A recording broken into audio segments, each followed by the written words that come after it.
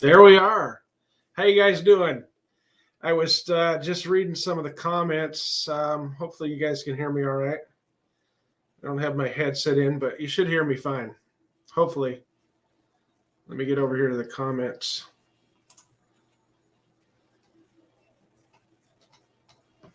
Let me know you can hear me okay. Appreciate it, you guys. But yeah, Kathleen, everybody dancing, right? That song is by none other than Dakota Portman.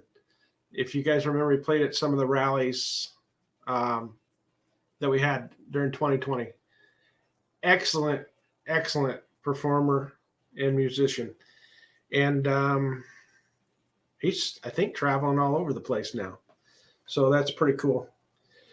I got comments down here on my phone as well that you guys are on here. Kenneth, somebody take Brandon to the train station already. Yeah, out behind the barn, maybe. Hi, Bill. Okay, so I don't have any guests tonight. Hi, Anna. No guests tonight. It's just you and me. That's the way it's got to be, right? I couldn't be more excited.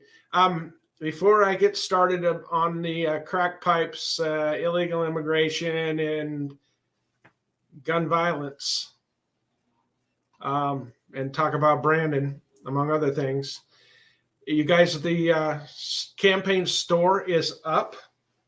And hopefully, I don't think this is backwards. It might be backwards with that camera. But the store is up. We have hoodies and shirts and hats. It all goes to support the campaign. Hopefully that's not backwards to you guys. I come up with that myself. Thanks for the graphics, Christopher.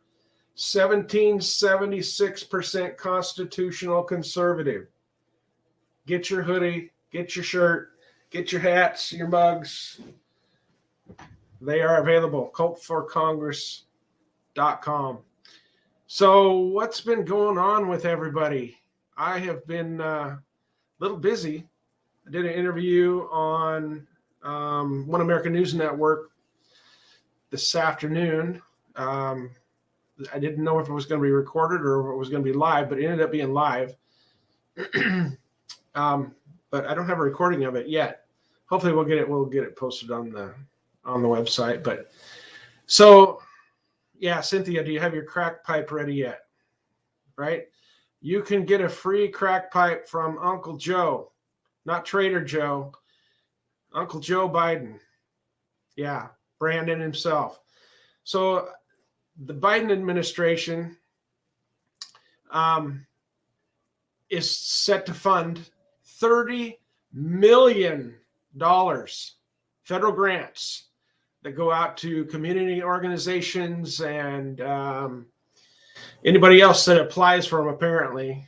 But $30 million in federal grants for the distribution of pipes, to include in a little smoking kit, right? These are to go out to drug addicts as part of the plan to enhance racial equality. They are making sure that all of the grant recipients, or they take priority, organizations that apply for the grants, they're given priority if they deal with the majority of underserved communities. And they consider an underserved community, as one that is mostly African American or LGBTQ, according to the article that I read on it. So they're going to force all of us who don't smoke crack, who don't smoke meth, to pay for smoking kits for addicts. All of the kits are going to have pipes to smoke meth and any other drug that you want to put in there. It's just here we go again, common sense. You don't help an addict by making it easier to be an addict. Does that make sense? Have I lost my mind? You don't give them things to make it easier to be an addict, but that's what this does. It's nothing but a a black hole to throw money into, a bottomless pit. It's enabling. This will help addicts remain addicts. And they're obviously focused on keeping minorities addicted. But, is that really a surprise when you remember that the Democrat Party is the party of racism, the party of the KKK, and the party of Jim Crow laws? No, it's not. And where do they make sure they have the most abortion clinics? In minority communities. That should tell you all you need to know about the Democrat Party. I mean, what's next? Tested and provided cocaine and heroin by the federal government? It's ridiculous. I'm trying to keep up on the comments. You guys are going by pretty fast. So I saw somebody type in there that you could hear me. That's awesome. Got the lighting up. Got a couple plaques on the wall. Almost like a professional studio, huh? So I'm going to talk about a little bit. Yeah, Sue, wake up, people. Absolutely. Trader Joe, that's for sure. So this border crisis, you guys, it's not only criminal, it's immoral. What's going on with our southern border. And it's not just at the border. There's, obviously, I'm sure that you guys have seen the reports. They're flying people all across the United States, plane loads of them in the middle of the night, dropping off illegal immigrants all across the United States. So this is affecting everywhere, right? Not just the border states, although that's where most of them are coming across, right? Biden is in the process of ruining our country. It's not by accident. Everything that the Democrats have been doing in Democrat-run cities, Democrat-run states, they're not trying to help the American people. If that's not obvious, then I don't know what is. There's been about, I think it was 2 million or maybe a little more people that came across our border illegally last year. And we're setting records every month. Women and children are brought across, human trafficking, for sex work.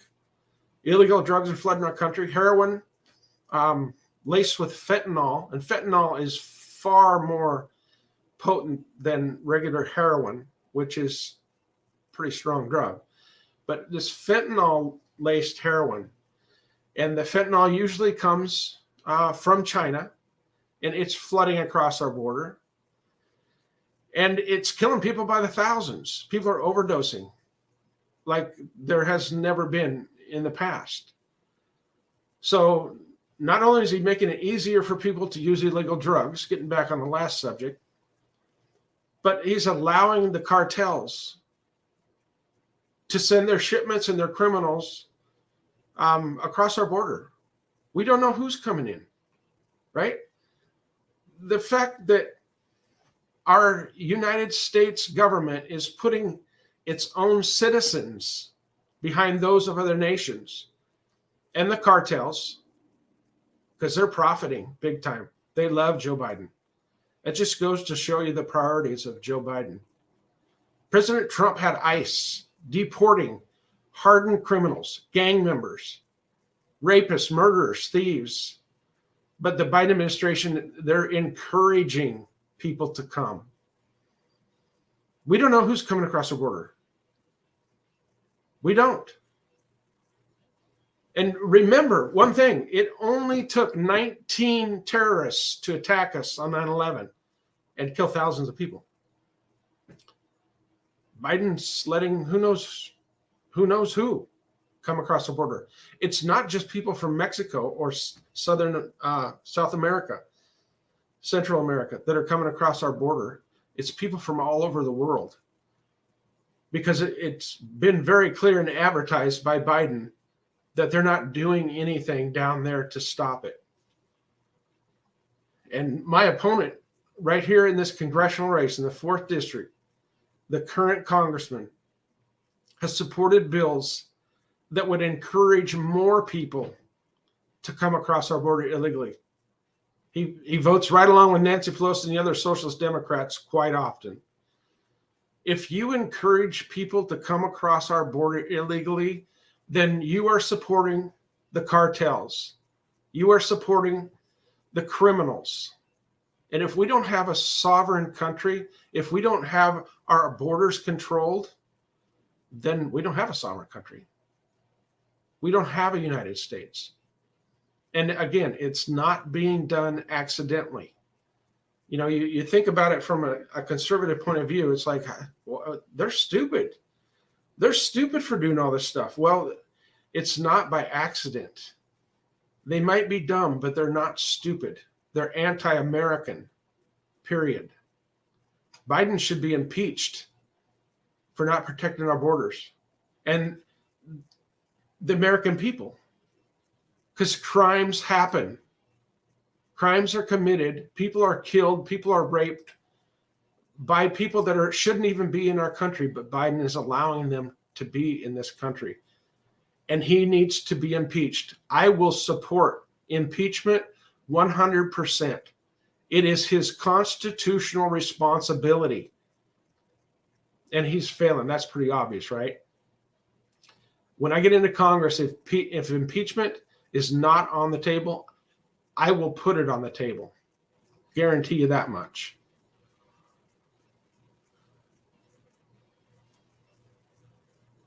Kayla, I agree 100%. I appreciate all you guys being here. All the comments and the thumbs up, the hearts, constant flow. I appreciate you guys very much. So a little more local as far as politics go. There was a shooting, I believe it was in Richland yesterday. And Inslee, I just even hate saying that socialist name. But Inslee put out a statement. I think it was today. And he called two people getting shot senseless gun violence. And Joe Biden says it all the time. Democrats as a whole, they do. And some Republicans fall for it and say it too. Don't fall for the lie. Gun violence doesn't exist. It's not gun violence. It's criminal violence. It's not car violence when someone drives through a crowd of people. It's not knife violence when someone gets stabbed. Knives and cars can't do anything on their own, right? They can't, and neither can guns. It's criminal violence. It's the person committing the crime. It's not what they use. I was on a murder scene shortly after it happened, and the person killed the other guy with a freaking hammer. A hammer. Was that hammer violence? No. It was criminal violence. But it's not an accident, that they're using this terminology to demonize guns. They don't want us having them. That's been obvious for a long time. Guns bad, criminals good, right? And a big part of this crime problem that we're having all across the country, that's what my interview on One American News Network was this morning. A big part of our criminal problem right now is, well, first of all, open borders, criminals coming across our border. The biggest thing right now is mayors and governors who are allowing it, and prosecutors who are funded by the socialist George Soros and put into office. He's been spending millions of dollars doing that. And they help create career criminals with their catch and release BS. They're doing nothing to protect the citizens. They're having the police stand down while crimes are happening. It's pathetic. So it isn't An accident, though. It's not an accident that they're doing this stuff. Checking comments. I got 2 feeds going here. So it's not an accident, right, that the left has supported crime and criminals, seeing all the time with the defund the police and letting hardened criminals out of prison. Jay Inslee did that as well. Let felons out of prison early. Soft on crime. Remember the Summer of Love, right? They were burning and looting and taking over parts of Seattle, and riots in Portland and all across the country with BLM and Antifa, and that was okay. That was fine.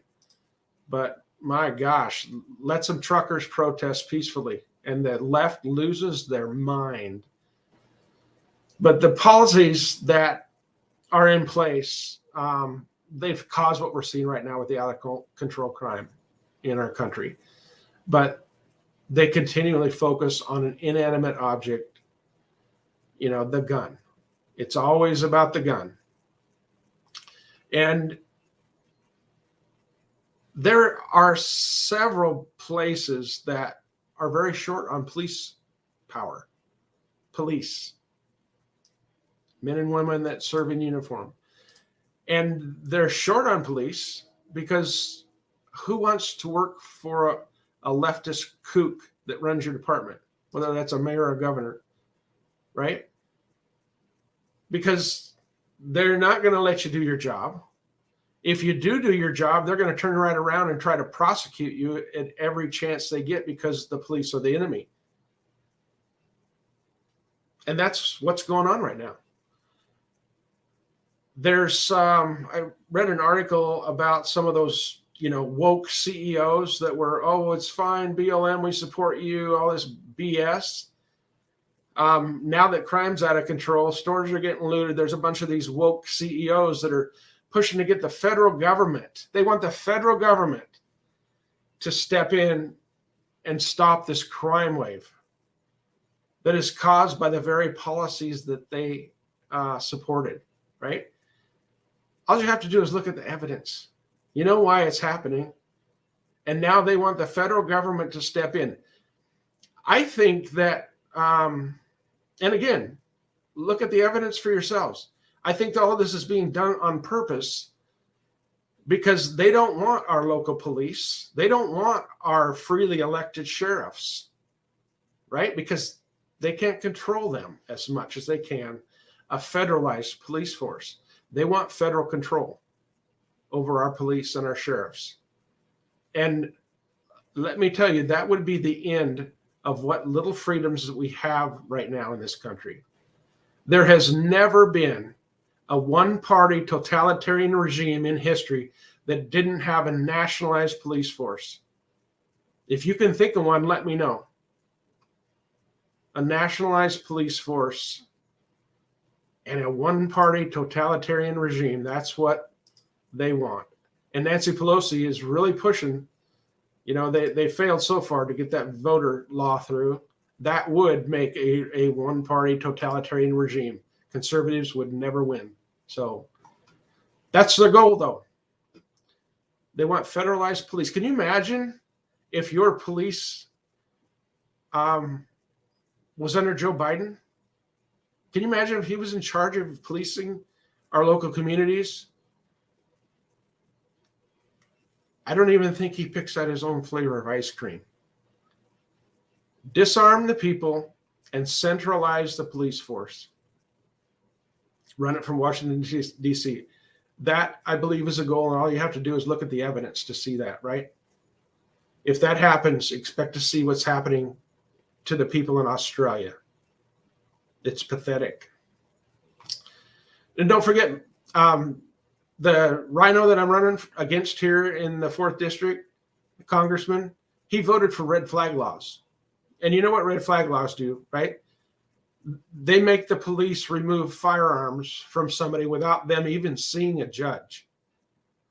All somebody has to do is walk into court and say, yeah, this guy's a danger. And the judge can issue an order for the police to go take that person's firearms. No due process, no appearance in court, no nothing. My opponent voted for that.